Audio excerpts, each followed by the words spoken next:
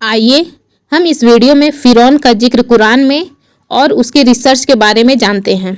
सबसे पहले फ़िरौन कौन था? मिस्र का शासक फ़िरौन कहलाता था।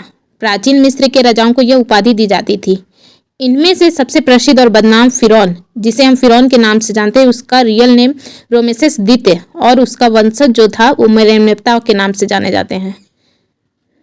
कुरान में फ़िरौन का जिक्र उस शासक के रूप में है जिसने अपने अहंकार और जुल्म के कारण अल्लाह का इनकार किया।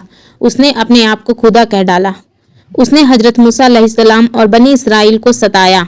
कुरान मजीद में जो फ़िरौन का नाम आया है वो 74 बार आता है, सूरह ताहा में और सूरह यूनुस में।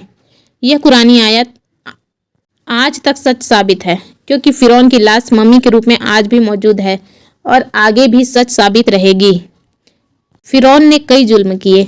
उसने अपने आप को खुदा कहलवाया, जादूगरों को मूसा की दावत के खिलाफ खड़ा किया, बच्चों को कत्ल करवाया और इसराइलों को गुलामी में रखा। उसका घमंड इतना था कि मौत के वक्त तक वह तौबा करना चाहता था, मगर बहुत देर हो चुकी थी।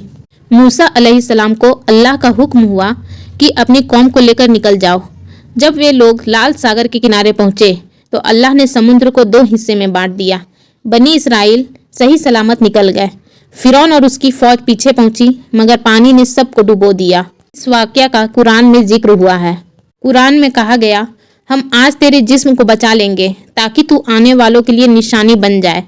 और सब डूब गए, लेकिन फ़िरौन की लाश को अल्लाह ने बचा लिया। जो मिस्र है, मिस्र के लोग अपने राजाओं के शव को मम्मी बनाते थे। शरीर की नमी निकाल दी जाती थी, खुशबूदार तेल और कपड़े में लपेटा जाता था उन्हें और ताबूत में रखा जाता था। इसी वजह से आज भी फ़िरौन की लाश मौजूद है। इस मम्मी की खोज 1898 में फ्रांस के एक वैज्ञानिक गैस्टन मैस्पेरो ने रामेसेस द्वितीय और मेनेप्ता की मम्मी को खोज निकाली।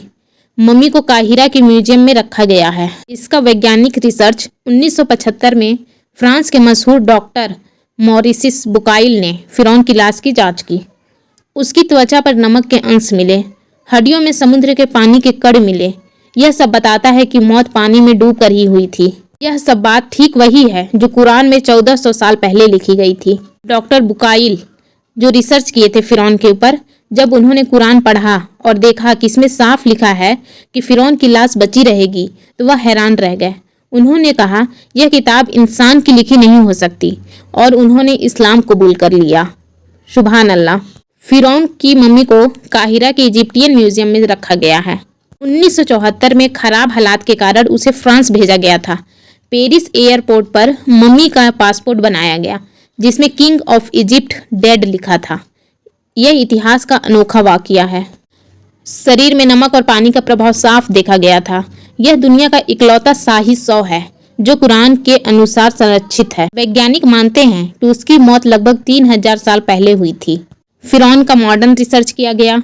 आज भी डीएनए टेस्ट की पुष्टि हुई कि यह शरीर समुद्र में डूबने से मरा। 2021 में फ्रांस और मिस्र ने मम्मी पर नई जांच की, नतीजा वही निकला।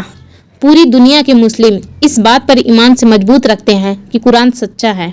जो भी टूरिस्ट इस लाश को काहिरा में देखते हैं वह हैरान रह जाते हैं।